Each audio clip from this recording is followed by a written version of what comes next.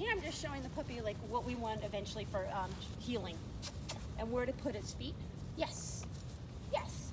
And where to put its feet in body relationship to my body.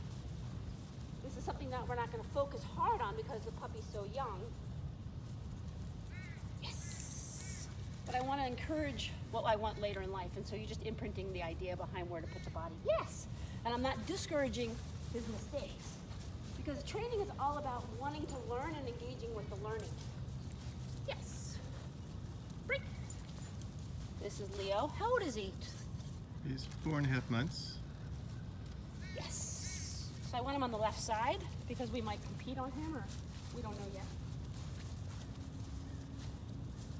As I turn right, I'm engaging him to kind of go around my body more. So he's understanding that I'm in place and he has to shift his body a little faster.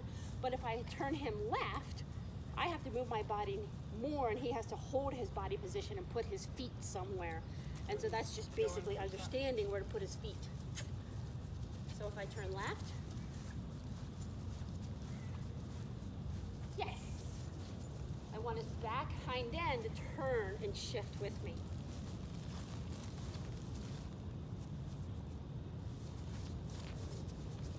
Yes. So I'm teaching him the left leg has an imprint on his body. So I fed right when he was straight. I caught it. But I'm not discouraging things like I don't say no or I'm just like, hey, this is what we want. This is the idea behind it. Yes. That's hard to do.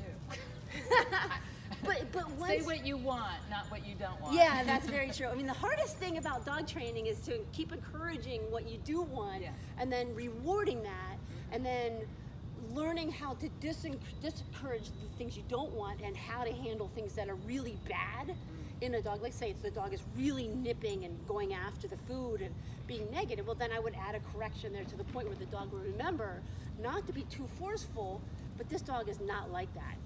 We do have some sensitivity problems around, like if there's other dogs, you know, he has an overdrive to the other dog. That's why we have another dog with us here, so that he learns to engage with us more at this level now. So it's good to always kind of work around other dogs or work around other scenarios, but not to the point where you've lost your dog. Yes. Very good. I don't want to feed from my right hand because then it turns him to the right. Sometimes the pouch on the right side, if he sees you going to the right side, I'll shift it to the left, and that automatically shifts him to the left. But it depends on the dog. But eventually you've got to understand, he's got to understand like food can come from anywhere. That's why those training vests are good, because it can come from here, it can come from here, it can come from there. You know, you can hide food anywhere. Let's say I drop the food, he has to come back to me. Yes. So a little correction, but I didn't make a big deal out of it. So let's say I just dropped the food. Yes. And I teach him to leave that alone and to increase his drive towards me. So those are secondary things. So if there's food on the ground, I don't say, oh, well, go get your treat. No, forget that. This is about the energy, not about the treat.